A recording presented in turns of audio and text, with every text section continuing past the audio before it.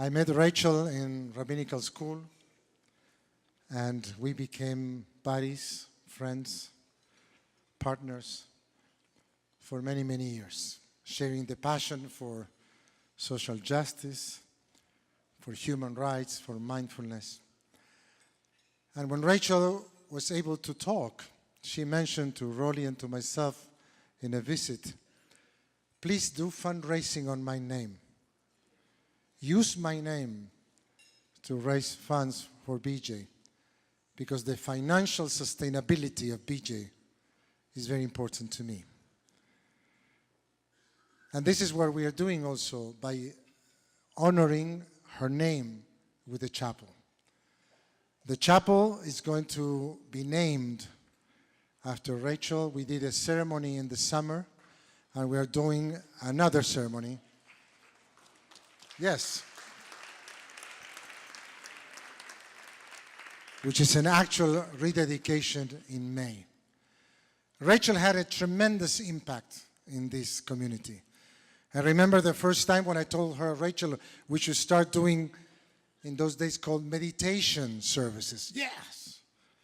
And then mindfulness and the retreat in Costa Rica, she said yes to everything. I see you, Kathleen, there, Kathleen Piratis, Amanda Silver, and Kathleen and Rachel, making the revolution that was called Panim el Panim. So Rachel was about love. It was about love for Judaism, love for people, love for justice, and it's about humility.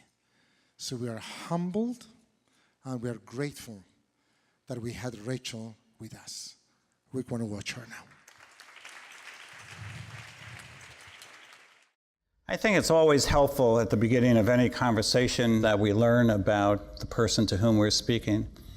So Rachel, why don't you tell us your story? Each one of us, all we are is a tiny, tiny speck in this huge, awesome world of creation, this mystery. And from that place, we understand our responsibility to care for this incredibly precious planet. I met Rachel in rabbinical school at Hebrew Union College, and as soon as we met, we became kindred souls and dear friends.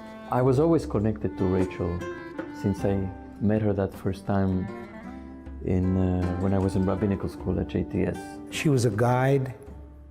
She was a teacher. Rachel was on this earth to live life with every complexity and joy and pain that entails. The main thing of coming to terms with death is that then you focus on your life.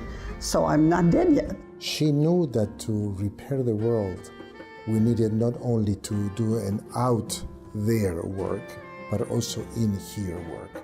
She had a gift of being able to know of what a need was and then create the space to let it happen. Knowing her and being in her presence always had a calming effect. She didn't see a separation between being Jewish and the world. It was like being Jewish was being part of the world, and I think that she lived that experience. This combination of sort of Jewish framework and mindfulness was so powerful for me. I just felt this has to become part of Jewish life. She was always a step ahead, or 2 steps ahead, or 10 steps ahead, about conversion, about intermarriage, about Israel, about healing, about justice, about spirituality, about aging, about end of life, about Jewish identity.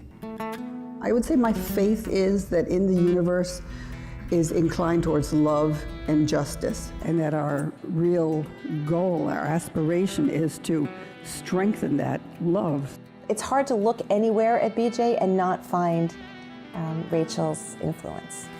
She brought the idea of spirituality and mindfulness as a Jewish construct to BJ.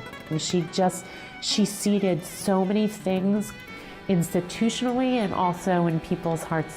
Rachel's vision with Panim el Panim has just made that forever a part of who we are as a community. Rachel was always breaking new ground. She was always at the intersection between spirituality and justice. You might think that social action is the opposite of mindfulness and spirituality. And yet she took those two things and blended them. She knew she had a vision of how Jewish life could be impacted and better through the healing centers and then the Institute for Jewish Spirituality. She created a movement. Has forever changed what BJ is. She has been an inspiration in my life. Her legacy will be one of love. When they first said it, I couldn't believe it. We decided to name the chapel for you, and I just was so honored. You know, it made me feel incredibly proud that, you know, I've been part of this congregation, and I've loved it for so long.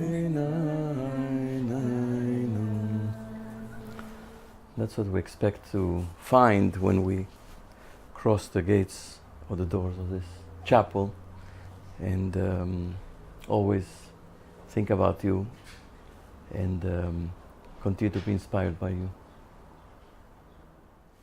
And that's why it's so wonderful to name the chapel in her honor, because it's having a place that is so central in BJ's life, you know, at the core of this community house, that carries the name of someone who, in spite of the fact that she's no longer physically here, is still very much here and will be here for a very, very long time.